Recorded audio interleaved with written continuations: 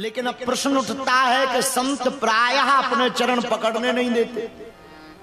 हाँ, जो बढ़िया वाले होते हैं, वरना कनफुक का गुरु हजार हैं, नहीं जिनको कछु ज्ञान, आपुन तो नर के चले संग लिए जजमान। बुरा न मानना।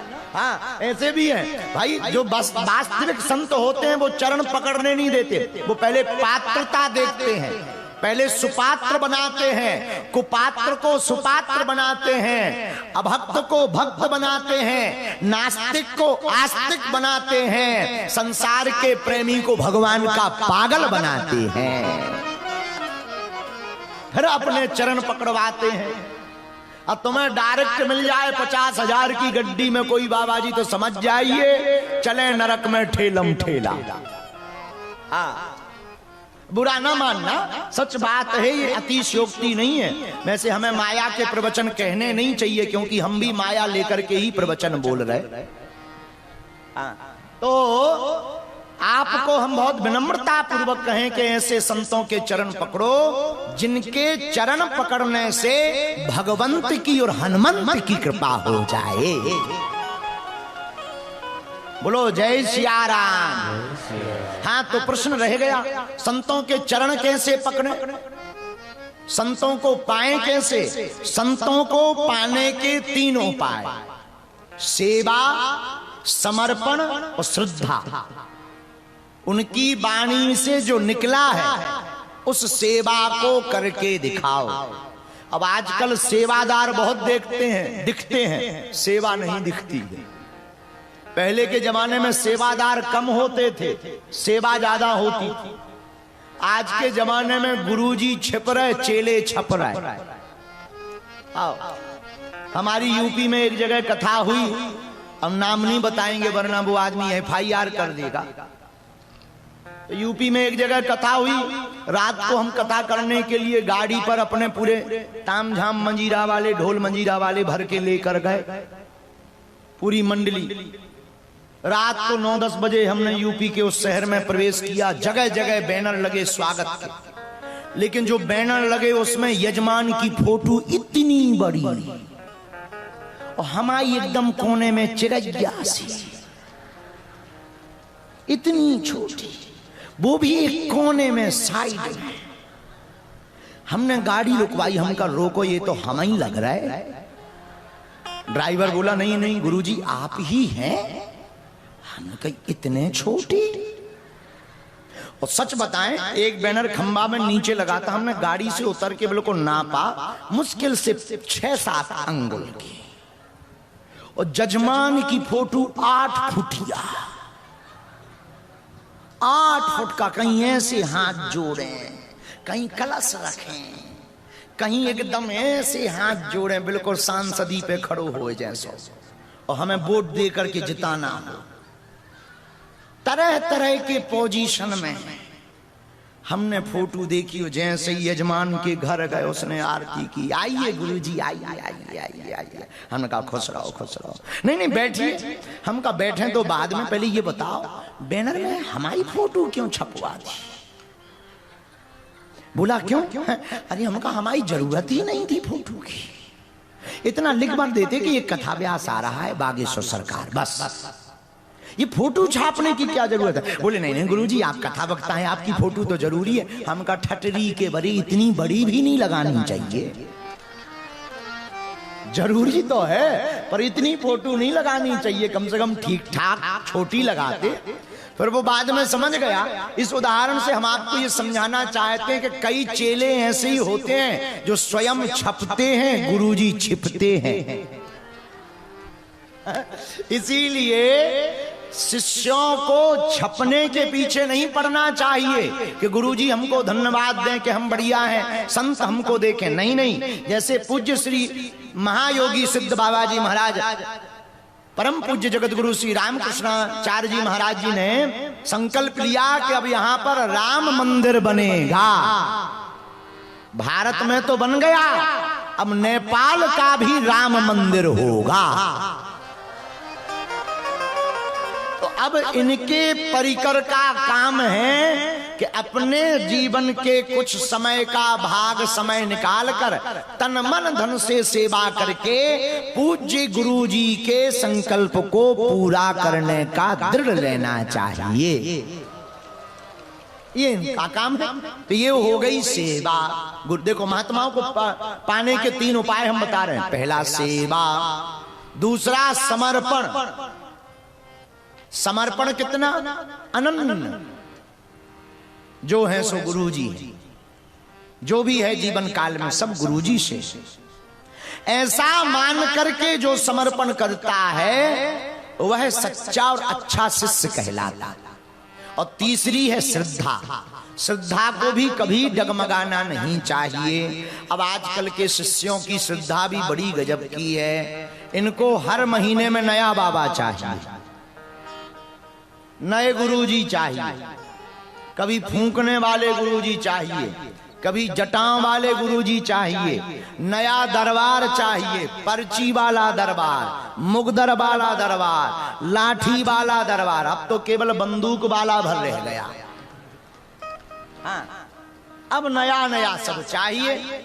हम ये नहीं कहते कि जाना नहीं चाहिए, मानना सबको चाहिए, पर सब में अपने गुरुदेव के ही दर्शन करना चाहिए। भाई ये प्रश्न उठता है कि बाकी संतों को प्रणाम करें कि ना करें। नहीं, लेट के करो, दंडवत करो, लेकिन उन संतों में भी अपने गुरुजी के दर्शन करो। बोलो सीताराम। इन 3 उपाय से पा जाओगे आप महात्मा को। किसको पा जाओगे? 3 उपाय से महात्मा को पा जाओगे और 3 उपाय से परमात्मा को भी पा जाओगे। वो 3 उपाय कौन है? ज्ञान, भक्ति और वैराग्य। ये 3 उपाय से परमात्मा को भी पा जाओगे। तो ज्ञान कैसा हो? संसारिक PhD DEd BEd करने वाला ज्ञानी नहीं है। ज्ञानी वो है जिसे ये ज्ञान हो गया भगवान है, भगवान थे और भगवान की सत्ता ही रहेगी, उसको श्रेष्ठ ज्ञानी कहते हैं। तो ज्ञान, भक्ति। भक्ति कैसी हो? एक संत कहते थे, सतम विहाय भोक्तव्यम सहस्त्रम स्नानमाचरे लक्षम विहाय दातव्यम कोटित कृत्वा हरि भजे। इसका अर्थ 100 काम छोड़ करके भोजन करना चाहिए। कितने काम छोड़कर? बोलो बोलो। 100 काम छोड़कर भोजन करना चाहिए। 1000 काम छोड़कर स्नान करना चाहिए। कई लोग तो पूरी ठंडियों में ही नहीं नहाते। 4 महीने निकल जाते नहाते ही नहीं। और हमारे क्षेत्र में भी ठंडी ज्यादा होती है। हम नेपाल में होती या नहीं होती ये तो पता नहीं, यहाँ गर्मी ज्यादा होती है, हमने देख ली। हाँ, तो हमारे क्षेत्र में ठंडी बहुत भयंकर होती है। और हम जहाँ रहते हैं बुंदेलखंड का क्षेत्र है, वहाँ खूब ठंडी होती है। जब खूब ठंडी होती है तो वहाँ के लोग भी बड़े विचित्र। जब लोग विचित्र तो फिर लोगों का क्या।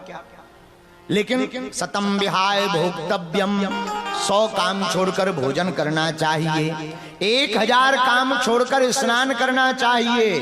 भैया 1,00,000 काम छोड़कर दान करना चाहिए, पर करोड़ों काम छोड़कर भगवान का भजन करना चाहिए। यह भगवान की भक्ति है। और कुछ लोगों की भक्ति तो मौसम की तरह होती है।